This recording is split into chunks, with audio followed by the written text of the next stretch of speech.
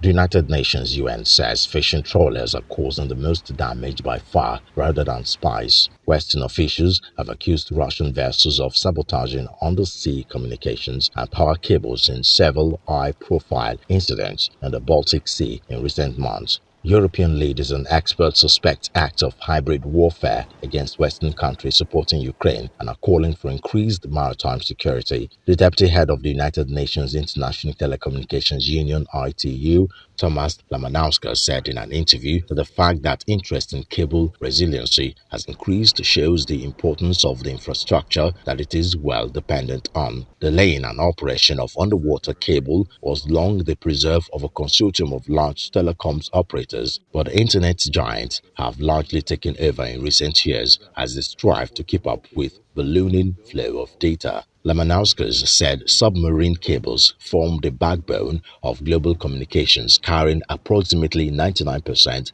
of the world's internet traffic. About 1.4 million kilometers of fiber optic cables are laid on the ocean floor, enabling the provision of essential services such as trade, financial transactions, public services, digital health, and education around the world.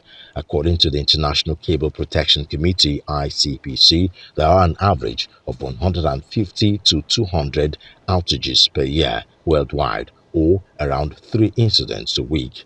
But while suspected nefarious activities have been in the headlines, Lebanowski stated that fishing and anchoring is responsible for 80% of all recorded damage.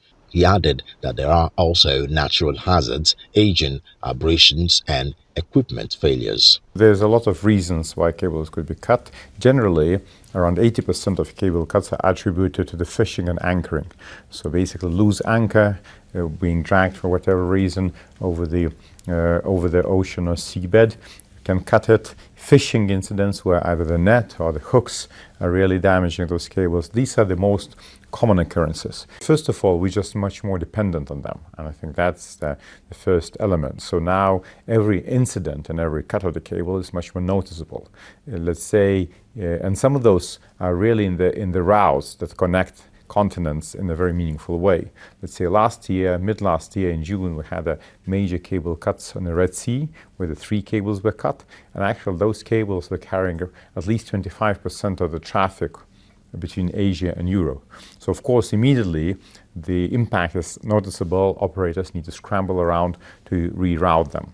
In a bid to increase cable resilience, the UN is pushing for the international community to increase cooperation in this highly sensitive sector. The ITU and ICPC have set up a group of specialists tasked with developing solutions who will meet for the first time from February 26 to 27 in Nigeria.